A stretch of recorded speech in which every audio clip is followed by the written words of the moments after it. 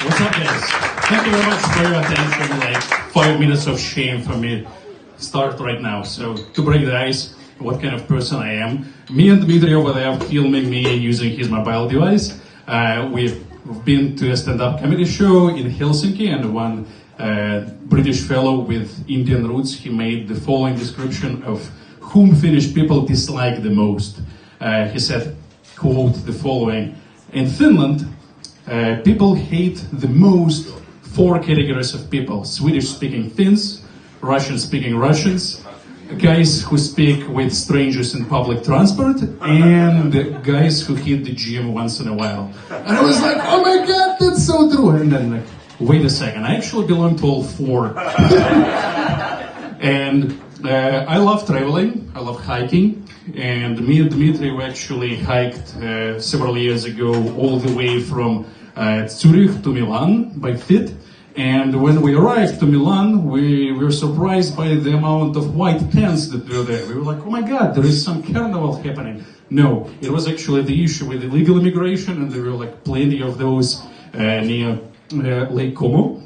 And we approached several dudes who actually worked at the customs between Switzerland and Italy, and we asked like, okay, how come that these people actually stay here? They're like, okay, because everything is blocked around Italy. And I was like, okay, I don't believe it because, well, technically, like there are roads everywhere, and between the roads there are basically free passages. And the guy was like, hey, like we clearly can see that you're coming from Finland. I was like, how? Well, because in Finland you definitely have a flat land. In Italy, in the northern part of it, basically, we have like vertical 300-meter walls. So we kind of think that if a legal immigrant basically swam across the sea and managed to climb over 300-meter wall just to get to Germany, basically he deserved it. So I also traveled a bit in the United States, and at some point I was taking a Lyft ride from the suburb of Seattle. And the driver was essentially the guy who resembled the sheriff from the Stranger Things. Who has watched Stranger Things, by the way? Woo!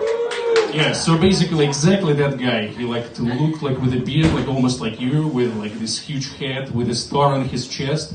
And the guy was basically telling us, like me and a couple of ladies from Baltic countries, like who were sitting behind, that besides being a Lyft driver, guys, I'm also a bounty hunter. Like, it's basically a person who chases criminals when they escaped from prison. And we're like, oh my god, how do you do this? Like, how do you basically combine working for a private organization and working for a government?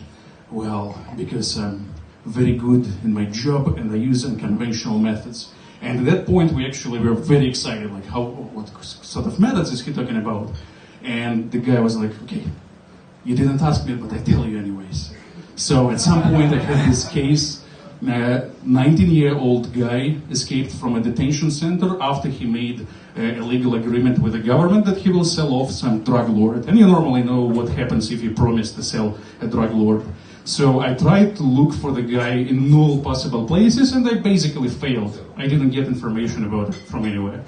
So I tried all the ways, and I basically came to his mom, we had sex, and she told me everything, like during a cigarette break. And we were like, whoa, that sounds quite unconventional. And at some point I also traveled to Portland in Oregon, and I decided to take once again Lyft because, well, the previous ride was very successful in terms of its experience. And the car essentially was Lamborghini Urus. I'm not a big car fan, but like Lamborghini kind of sounds fancy. I didn't believe it, I thought that it was like an error, but it was real Lamborghini Urus, like the new car, essentially taking me. And the guy, the driver, he was actually a fellow with Mexican roots. He was like definitely hitting the gym, and he was like, sorry, I have to tell you that you have to sit in the back of the car, and in the front of the car there will be some lady. And we picked up a lady, and they were totally ignoring me, and the guy was like, so what are you doing tonight? And the lady was like, oh, I don't know. And he was like, maybe I was thinking maybe we could go to a restaurant. And the lady was like, no, I don't know. And I was like behind, like, dude, ask me, like, with Lamborghini Urus, like, I go with you, like, wherever you want. Thank you. And what else? When I was studying in the university in Helsinki, my teacher of the English language, he was constantly saying, like, Anton, you have like this distinct accent, like as if you're coming from the southern part of Dublin. And I was like, oh my god, like, that definitely means that like my accent is amazing.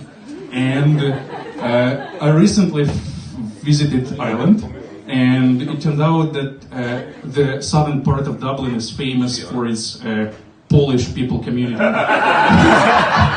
On this note, thank you very much. My 5 minutes of sharing.